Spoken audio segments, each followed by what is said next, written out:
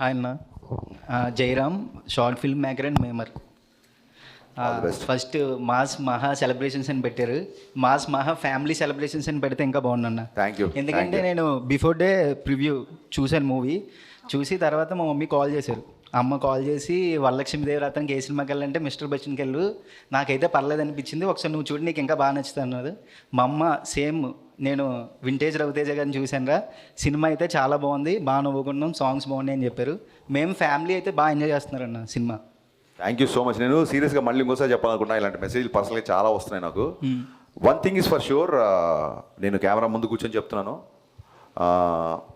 ఈ మిస్టర్ బచ్చన్ అనే సినిమా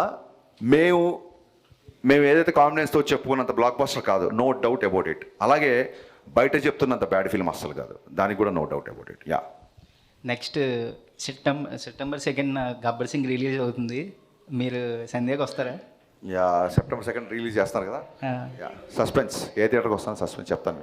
మీరు వస్తే మేము కూడా అదే థియేటర్కి వస్తాం. నెక్స్ట్ భాగ్యశ్రీ ఎందుకన్నా రాలేదు, క్రష్ లిస్ట్లో యాడ్ అయిపోయింది. ఇప్పుడు మీరు తీసుకురాలేదు, చాలా ఫీల్ అవుతున్నాను. కొంచెం ఎక్కువ ఫీల్ అవుతాం తమ్ముడు, కూర్చో ఇంకా. Hello sir, huge fan of you. Premiere షోకి వెళ్ళి మరి నేను మూవీ చూసాను, ఇట్ వాజ్ అమేజింగ్. సో మీరు రైటింగ్ మీద ఫోకస్ చేసినట్టు, లైక్ చాలా ఫోకస్ ఉంటుంది మీకు, సాంగ్స్ మీద కూడా అంతే ఫోకస్ చేసినట్టు అనిపించింది. ఎలా సార్ అసలు పవర్ ప్యాక్ ప్లేలిస్ట్ వచ్చింది మాకు. థ్యాంక్ యూ సో మచ్ అమ్మా, థ్యాంక్ యూ సో మచ్. అంటే చిన్నప్పటి నుంచి నాకు పాటలు అంటే బాగా ఇష్టము. ఆదిత్య మ్యూజిక్ వాళ్ళు ఒకసారి మామూలుగా ఒక మ్యూజిక్ డైరెక్టర్ది కానీ ఒక హీరోది కానీ ప్లేలిస్ట్ రిలీజ్ చేస్తారు, సిడీస్. ఆ టైంలో 2012-13 టైంలో అనుకుంటా.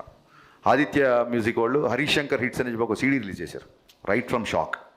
సో ఎప్పుడన్నా నా సినిమాలు, నా డైరెక్షన్ ఎక్కడన్నా మీకు నచ్చకపోయిండొచ్చు, కానీ నా మ్యూజిక్ నచ్చని సినిమా అంటూ లేదు.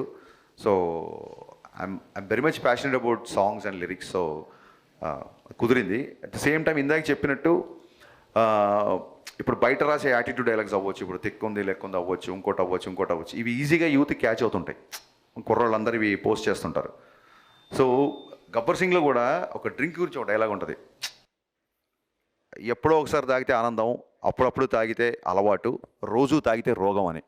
So drinking and smoking, alcohol and smoking statutory warning వస్తుంటాయి కదా. దీనికంటే ముందే నేను సినిమాలోనే పవన్ కళ్యాణ్ గారు లాంటి పవర్ఫుల్ హీరోతో డైలాగ్ చెప్పించాను డ్రింకింగ్ గురించి. ఇట్ వెంట్ అన్నోటిస్డ్, ఎక్కడో కొంతమంది రాశారు తప్ప ఇట్ వెంట్ అన్నోటిస్డ్. సో మీరు అమ్మాయిలు ఎప్పుడైతే ఇలాంటి డైలాగులు మీకు నచ్చుతాయో యూ షుడ్ టెల్ సమ్వన్, ఎందుకంటే we want this to be propagated. డీజేలో కూడా కోడలతో ప్రాబ్లం వచ్చినప్పుడు హీరో గారు ఒక డైలాగ్ అంటారు, మీరు అత్తా కోడలుగా ఉన్నంతకాలం, మీరు అత్తా మామూలుగా ఉన్నంతకాలం అమ్మాయి కోడలుగానే కనపడుతుంది, మీరు కనుక అమ్మా నాన్నలుగా చూస్తే అమ్మాయిలో కూతురు చూస్తారు అని. సో ఇలాంటి డైలాగ్స్ ఒక 16 ఏళ్ళ అమ్మాయి బయటికి వెళ్తుంటే 10 ఏళ్ళ కుర్రోని నుంచి బయటికి పంపిస్తాడు, అమ్మాయిని ఇలాగ పెంచుతారా అని చెప్పి ఒక డైలాగ్ ఉంటుంది అందులో. సో ఎప్పుడైతే మీలాంటి అమ్మాయిలు ఇలాంటి డైలాగ్స్ 10 మందిలోకి తీసుకెళ్తారో అప్పుడు సినిమా బ్లాక్ బస్టర్ కంటే ఎక్కువ కూడా నేను ఆనందపడతాను. Thank you.